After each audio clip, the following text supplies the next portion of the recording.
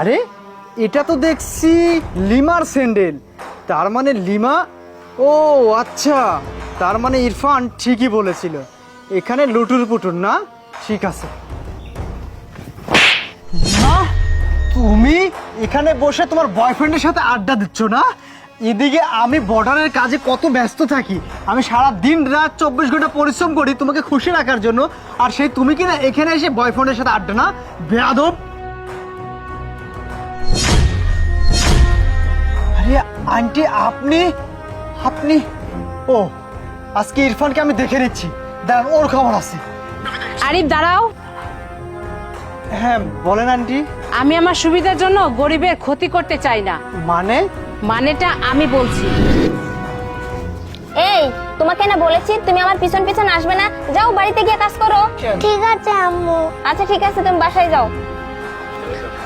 মা কোথায় যে আমি আমি দেখবো, আমি বাবাকে বলে দিব। তুমি কেমন আছো? হ্যাঁ আমি ভালো আছি, তুমি কেমন আছো? হ্যাঁ আমিও খুব ভালো আছি। আচ্ছা, তুমি যে এখানে আসছো, তোমাকে কেউ দেখেনি? না না, আমাকে কেউ দেখেনি, কিন্তু আমার মনে হয় আমার ছেলেটা না আমাকে সন্দেহ করতেছে। মা এখানে কার সাথে পার্কে বসে, আমি এটাকে বাবাকে বলে দিব। এলিমা, দেখো তোমার ছেলে তো আমাদের দেখে ফেলছে, এখন কি হবে? হ্যাঁ, আমার ছেলে তো দেখে ফেলছে, এখন কি হবে? আমি এক কাজ করি, হিমানিকে ফোন দেই।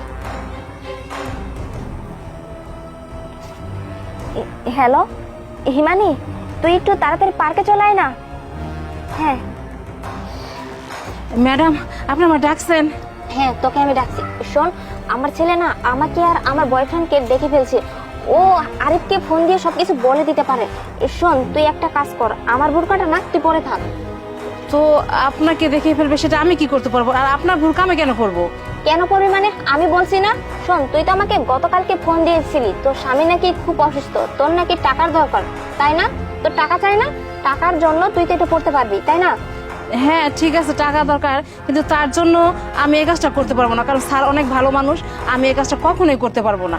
ও আচ্ছা, পারবি না, ঠিক আছে। তাহলে চিন্তা করে দেখ, তোর স্বামী যদি মরে যায় তাহলে তো তুই ভালো থাকবি, তাই না?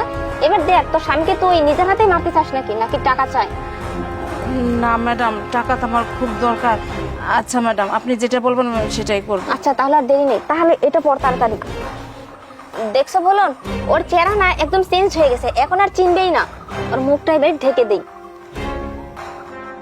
তোর চ্যানেলটা তো